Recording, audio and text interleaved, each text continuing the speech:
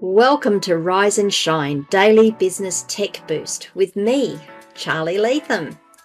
If you're a small business owner looking to simplify technology and get real, actionable advice from someone with 35 years of IT experience, you're in the right place. Every episode, I'll dive into tools and systems like email, CRM, marketing and tracking, and break them down into bite-sized tips you can use right away. Your time is valuable, so let's get straight to the point. It's time to work smarter, not harder. Rise and shine. It's your daily dose of business tech inspiration with me, Charly Leetham. Today is episode 353. We are going to be talking about protecting our business from data breaches. Data breaches are quite costly, really, to a business, not only in terms of trying to repair and fix the damage, fix the fact that you had a data breach, that you've got it, where did they get in? How did they get in? How do we fix that for the future? That's going to be costly. But there's also the cost that you take in terms of reputation and trust with your clients, customers, because your data has been breached. Now, you do have to, under some circumstances, report the breaches. You also need to tell your clients you've had a data breach. Inevitably, some of your customers are going to be really upset that that their data has been compromised. Inevitably, that will happen. I feel that by being transparent with your customers, the ability to rebuild the trust is improved. There we go. That's a better way of putting it. I was going to say it won't impact the trust. Yes, it does impact your trust. I think it will lessen the amount of time it takes to rebuild trust because you're being transparent, particularly if you're being transparent about the steps you're taking to ensure it doesn't happen again. Okay, that's why it's important to protect our business from data breaches, notwithstanding that, they can get information that is critical and confidential to our business and use that against us. There's all of the other stuff that goes with it. How do we go about that, though? Well, the first thing we need to do is do an audit. We need to identify common causes of our data breaches. Things like weak passwords, outdated software, insider threats, so people doing the wrong thing inside, leaving data in public folders that shouldn't be put in, like leaving documents in public folders that shouldn't be put in public folders, not following proper company process and not adhering to company policy around security and around data security and data privacy. So make sure that you go through and you identify the common causes of data breaches and then have a look at how they may be impacting your business. So conduct an audit, identify the area, and then have a look at how you would address that vulnerability. So I mentioned that, insider threats, someone putting documents in a public folder. That comes down to education. Make sure that you are educating your employees and your team members that sort of data doesn't go in those folders. You need to make sure you've got it behind the firewall. You need to make sure you've got it in these secure folders. This is where this sort of information goes. Make sure that they understand how to set their passwords and that they need to change their passwords regularly and they don't share their passwords with each other and all of those things. But do an audit, identify the issues, and then address potential vulnerabilities. Have a look at implementing data protection measures, particularly robust data protection measures.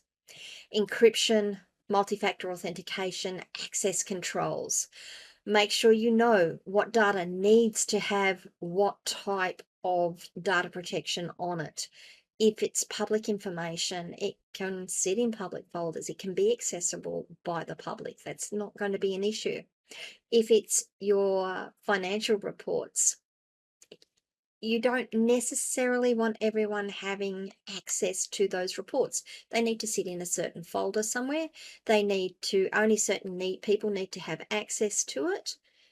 So set that folder up so that only those people have access to it. Not people don't need access to all the information in the company. Particularly, I see it a lot when we bring on VAs and we bring on new team members. I'll just give them access to everything. Well, they don't really need access to everything. Oh, I need to give them access to my MailChimp account. Okay, so we'll set them up as this type of user. Oh, it's too hard. Just make them an admin. No, that gives them access to your payment details. They can pay the bill. They can cancel your account. We don't want to do that. We want to manage our data. We want to manage our security as best we can. Multi-factor authentication, I've spoken about that a few times. It's something you have, that's something you know. Making sure that you've got that enabled on your login systems, on your access systems, so that it's not just, oh, well, they've got a password, they can get in and they've got the keys to the kingdom. Multi-factor authentication is now becoming a requirement on most systems we use.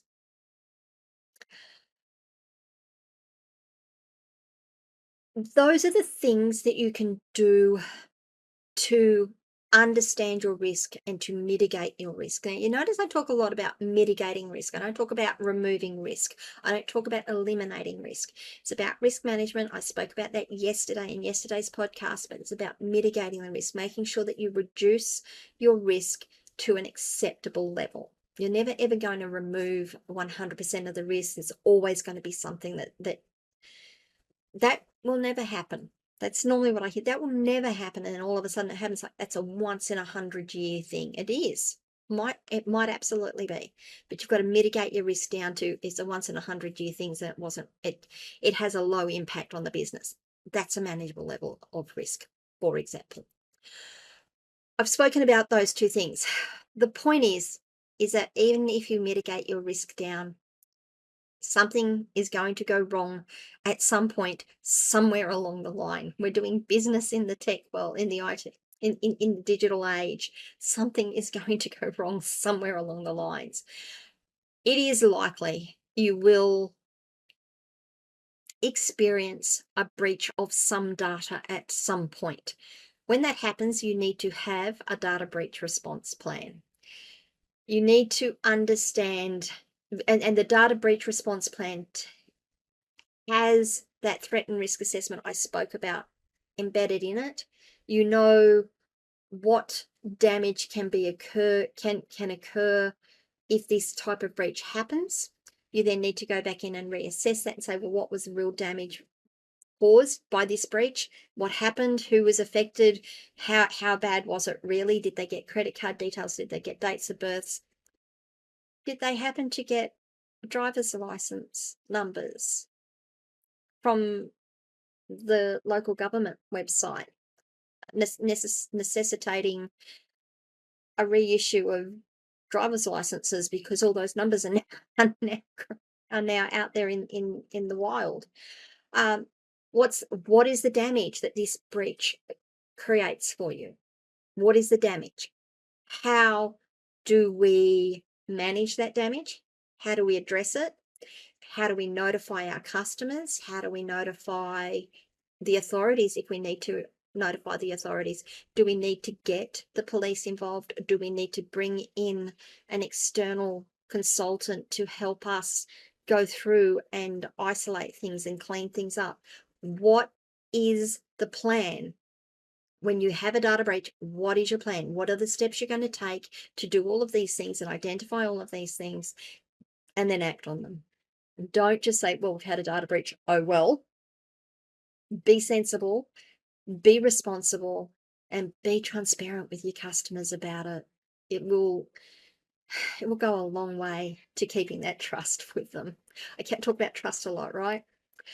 Okay, so that's how you can protect your business from data breaches. It's not a nice topic. Unfortunately, as I said, we work in the digital age. It's going to happen eventually. What's your plans? How do you deal with it? What questions have come up as a result of this episode that I haven't addressed that you're now asking yourselves? I'd love to know. Leave comments wherever you are watching or listening to this video. You can come and join me in my locals community, askcharlyleetham.locals.com. I'd love for you to join the conversation over there. You can send me a DM on any of our social media channels. I will respond eventually. I will be slow in responding, but I will respond, I promise.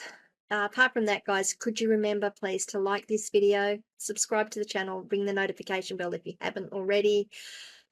Tomorrow, we're going to talk about cybersecurity policies. So taking what we're doing and probably digging just a little deeper again. I will talk to you all tomorrow. Have a safe day. Bye.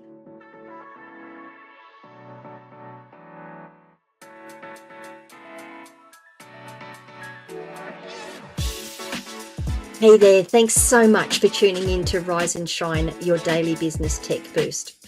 I hope today's episode gave you some actionable insights that will make your business tech work smarter for you.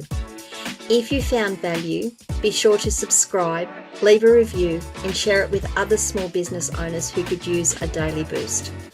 For more tips, tools, and resources, visit www.askcharlyleetham.com. Until next time, keep rising, keep shining, and let's make tech simple together.